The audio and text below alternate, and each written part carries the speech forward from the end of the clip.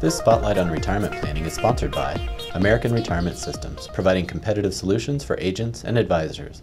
For more information, please visit AmericanRetirementSystems.com.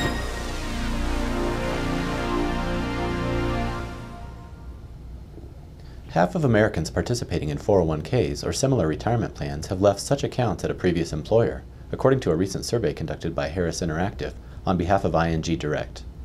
Of those leaving plans behind, nearly 30% have not moved their money into a new plan because they don't understand the process, with 18% leaving a total of at least $50,000 in their old account.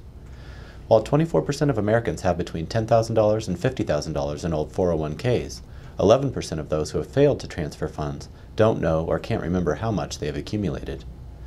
19% who are uncertain about their funds have between $25,000 and $100,000 in funds with previous employers. However, 21% of workers who maintain 401ks with previous employers do so because they prefer the cost or performance of their investment. 22% of respondents ages 18 to 34 did not understand the rollover process, compared to just 10% of Americans ages 35 to 44. 56% of younger Americans have not rolled over any of their previous accounts, compared to 40% of older Americans. However, the group leaving the largest amount in old accounts are Americans ages 55 and up, with 29% holding $50,000 or more.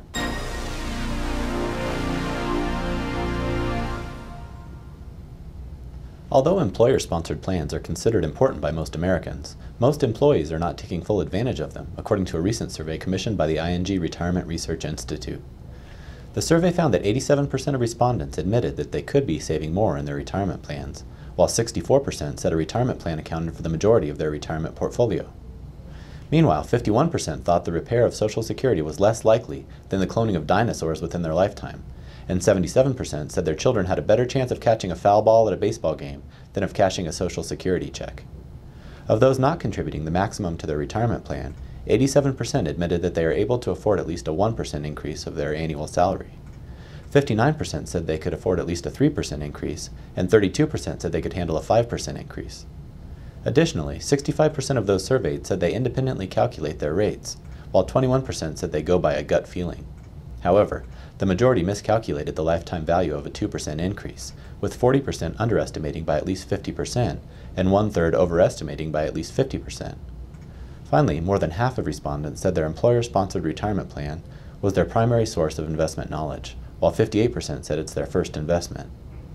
55% stated that they might contribute more to their plan if their company's education program was more comprehensive, and 72% said they would like their company to provide more information specific to their position and needs.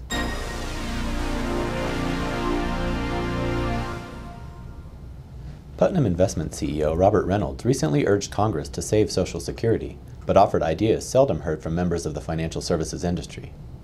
Reynolds said that bolstering the entitlement program and the private retirement system would be major factors in fixing the program. Quote, "If we don't act, we are likely to see many millions more elderly Americans short of funds for food, clothing, shelter, and medicine by the decade of the 2020s." Unquote. While supporting many ideas included in the draft proposal, such as gradually increasing the retirement age, means-tested benefits, and broadening the payroll tax base, he also said that privatizing Social Security was not necessary. Quote, "I don't think you need private accounts in Social Security to make it solvent." Unquote.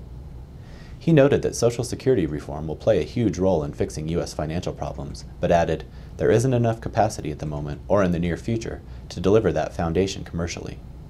He added, "Social Security solvency does not require draconian measures, just common sense and some uncommon political courage. It requires arithmetic, not rocket science." Other suggestions made by Reynolds include the establishment of automatic IRAs for workers at companies that lack retirement plans, as well as the adoption of the best practice plan included in the 2006 Pension Protection Act. The plan includes automatic enrollment of employees in 401k plans, automatic savings escalation, and guidance to qualified default investment alternatives. For more industry spotlights, visit producersweb.com.